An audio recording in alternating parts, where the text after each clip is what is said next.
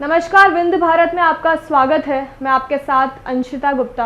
शुरुआत करते हैं एक खास खबर के साथ। देश के राजा प्रधानमंत्री नरेंद्र मोदी ने कृषि कानून वापस लेने की घोषणा तो कर दी। अब उन किसान शहीदों का क्या जिन्होंने इस आंदोलन में अपनी शहादत दी? उनके परिजनों को तत्काल ही 1 करोड़ रुपए की मदद की जाए। पत्रकार वार्ता के दौरान शहर और जिला कांग्रेस कमेटी रीवा ने ये मांग की है। पत्रकार भाइयों को तीनों कृषि कानून बिल वापस लिए जाने के संबंध में मोदी जी ने घोषणा की है। आप लोकतंत्र के सभी चौथे स्तंभ थे, प्रत्यक्ष और अप्रत्यक्ष रूप से आप सब ने अपनी जिम्मेदारी का निर्वहन किया।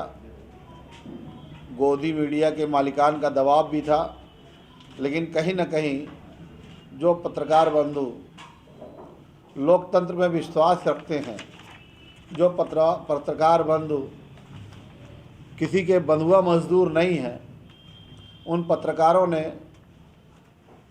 पूरी प्रभावशील तरीके से, शक्तिशाली तरीके से देश की जनमानस की बात अपने कलम से, अपने इलेक्ट्रॉनिक मीडिया चैनल के माध्यम से, कुछ फेसबुक के माध्यम से देश के राजा को पहुंचाई। और देश का राजा प्रधानमंत्री मोदी 700 किसान शहीद हो गए इस आंदोलन में 1 साल, और मध्य प्रदेश के 14 किसान शहीद हुए। तब देश के राजा को याद आई कि हमारा देश का किसान कृषि कानून को लेके 1 साल से आंदोलित है। वो याद क्यों आई? महत्वपूर्ण प्रश्न ये है। याद इसलिए आई कि जब उपचुनाव हुआ और उपचुनाव के अंदर पूरे देश के अंदर भाजपा को सीटें कम मिली, तो उसके 24 घंटे के अंदर पेट्रोल और डीजल के दाम कम हो गए। उत्तर प्रदेश का चुनाव और 5 राज्यों का चुनाव सामने है, और देश की आम जनमानस ने एक मैसेज दे दिया कि इस बार भारतीय जनता पार्टी के नेताओं का और भारतीय जनता पार्टी की दल का सुपड़ा साफ हो जाएगा। ये सुपड़ा साफ ना हो, इसके लिए आनंद महानंद में मोदी जी ने मन की बात पे गुरु नानक जयंती के शुभ अवसर पर यह घोषणा की। यह भी संसद चलेगी तो उसमें मुंह में राम बगल में छुरी जैसी कोई बात अगर नहीं हुई, तो वैसा संसद सत्र जब चलेगी, उस अधिवेशन में जब पास होगा, तब सारी चीज़ें और सामने आ जाएंगी। अभी तो उन्होंने जो कहा है कि तीनों कृषि कानून हम माफ़ करेंगे, उनके बात पे उम्मीद के साथ कांग्रेस पार्टी विश्वास करती है। वैसे उम्मीद उनसे की नहीं जानी चाहिए, क्योंकि उन्होंने ही कहा था कि हम 15 लाख रुपए जमा करेंगे, जो आज तक उन्होंने नहीं किया। उन्होंने ही कहा था कि हम पेट्रोल और डीजल और महंगाई पे रोक लगाएंगे, उन्होंने आज तक नहीं किया। बाबा रामदेव हों चाहे अन्ना हजारे हों, ये सब सहयोगी हो गए भारतीय जनता पार्टी के, लेकिन कृषि काले कानून के संबंध में बाबा रामदेव के मुंह में भी ताला था, और अन्ना हजारे जो गांधी विचारक अपने आप को मानते हैं, उनके मुंह में भी ताला लगा था। ये अन्ना हजारे भी आरएसएस के दलाल है और रामदेव भी आरएसएस के दलाल है। आज इस दौर में 25 करोड़ देश का युवा इस कोरोना की महामारी से बेरोजगार हो चुका है। उसमें भारतीय जनता पार्टी के नेताओं को चिंतन और मंथन नहीं है। रोज शिलान्यास और उद्घाटन का दौर चल रहा है। आप सब जितने भी मेरे पत्रकार बंधु हैं, सब कहीं ना कहीं से किसान के परिवार से आते हैं, किसाने से जुड़े हुए हैं। आपको मालूम है कि आज की तारीख में युवा, किसान, व्यापारी सभी परेशान हैं। लेकिन मैं सत्यपाल मलिक जी को, वरुण गांधी जी को और हिमाचल से आने वाले भारतीय जनता पार्टी के राष्ट्रीय अध्यक्ष जेपी नड्डा जी को, जिन्होंने पार्टी के अंदर पहली बार प्रमुखता से बोला कि यह हार का कारण किसान बिल था, उपचुनाव के हार कारण, और राजनाथ सिंह जैसे लोग भारतीय जनता पार्टी के अंदर बोल नहीं पा रहे हैं। यह दुर्भाग्यपूर्ण विषय है कि अपनी ही पार्टी के अंदर आज़ादी से भारतीय जनता पार्टी के नेता बोल नहीं पा रहे हैं। अब आपके बीच में आदरणीय ग्रामीण अध्यक्ष त्रिगुणार भगत दादा हैं, पूरी बातें और आपको विस्तार। प्रणाम, नमस्कार।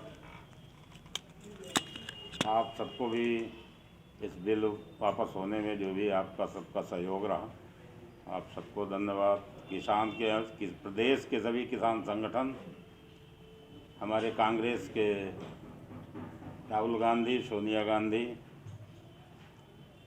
सबको मैं इस किसान बिल वापसी के लिए बधाई देता हूँ, धन्यवाद ज्ञापित करता हूँ सबका, और ख़ासकर किसानों का, उन किसानों का भी उनके लिए नमन करता हूँ जो 704 किसान इस आंदोलन में शहीद हो गए। ये बिल मोदी जी ने वापस किया, आप सब पत्रकार साथी हैं, लेकिन मैं ये इसमें एक प्रश्न चिन्ह है। मोदी जी ने बिल जब लागू किया था तब वो भी ऑर्डिनेंस के अध्यादेश के माध्यम से लागू किया, सदन में तो बाद में वो हुआ।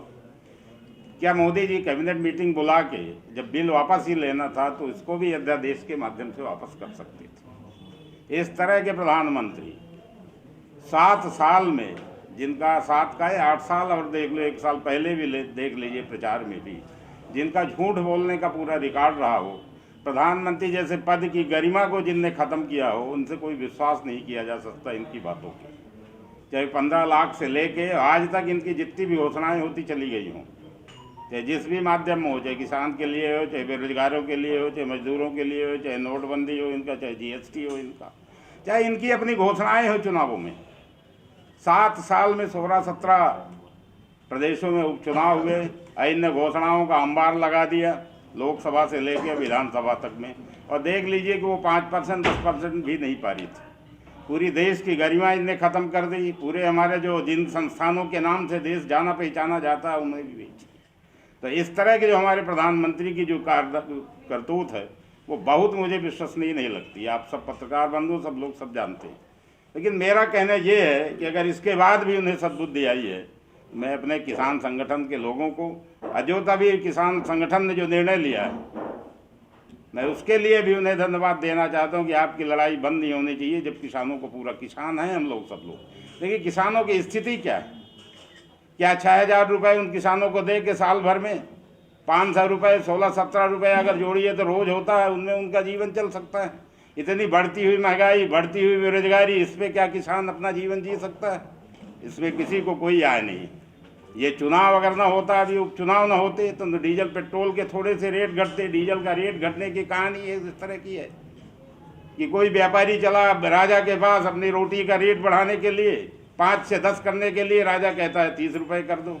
फिर जब शिकायत होती तो राजा कहता है कि भाई 10 रुपये कम कर लो, 20 रुपये कर लो। मतलब ये कहानी है कि आप 110-20 रुपये बढ़ा दो, फिर 5 रुपये घट के आ जाओ, तो कोई राहत थोड़ी है किसान। इस तरह की राहत किसानों के, जिस तरह से आम जनमानस लूट रहा, उसका खून पी रहा भाजपा हाईकमान, उससे आपको क्या लगता है कि क्या भविष्य बनेगा हमारे देश में?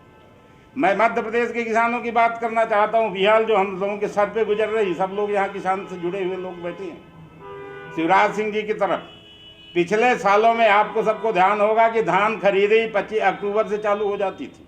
इस बार किसान धान खरीदी 29 नवंबर से अभी कह रहे हैं, होती है नहीं होती, ये बात आप देखिए।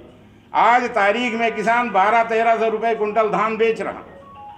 किसी के घर में शादी है, किसी को खाद बीज खरीदना, इसलिए कि खाद बीज सोसाइटी में मिल रही है। यहाँ के कलेक्टर महोदय हैं, वो कहते हैं किसानों को कि उनका रजिस्ट्रेशन होगा। मैंने, हम लोगों ने आपत्ति भी उठाई थी कि जो कोऑपरेटिव बैंक में जिसका खाता होगा, इसलिए होगा कि कोऑपरेटिव बैंक में पैसा मिलता नहीं लोगों को, 5,000 10,000 बांटते। एक बड़ी समस्या अभी और आई, अभी इन लोगों ने नहर अभी खोली। आप देख लीजिए, नवंबर है, हम लोग किसान हैं, गेहूँ बुवाई का अंतिम सीजन है, खाद आज भी नहीं मिल रही, पेपरों में रोज निकल रहा खाद की कोई कमी नहीं।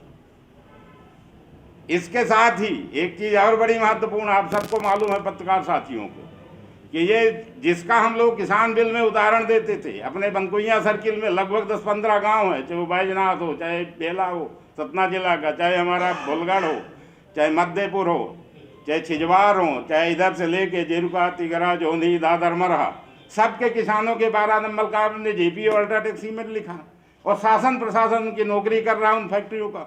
वो गरीब किसान न KCC का कर्ज ले पा रहा, न वो गरीब किसान की ज़मीन को बेच सकता अपनी बेटी की शादी में। इस तरह का अन्याय कहाँ? भाई या तो आप फैक्ट्री को दे रहे हो, यहाँ के कलेक्टर हों चाहे शिवराज सिंह जी हों, अगर फैक्ट्री उसको लेना चाह रही तो मुआवजा, जो नियम मुआवजा का है 4 गुना दे के जमीन दे, उन्हें पैसा दे दे। नहीं, उनकी ज़मीन को मुक्त रखे, को अपना बेचे कि केसीसी का कर्जा ले।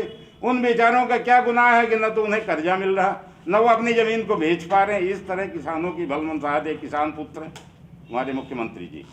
ले आप सब साथियों से मैं ये निवेदन करना चाहता हूँ कि जो भी जिस तरह की स्थिति है कि आज भी किसान इस बिल वापस भर के लेने से, मुँह से कह देने से उनका कोई विश्वास नहीं है।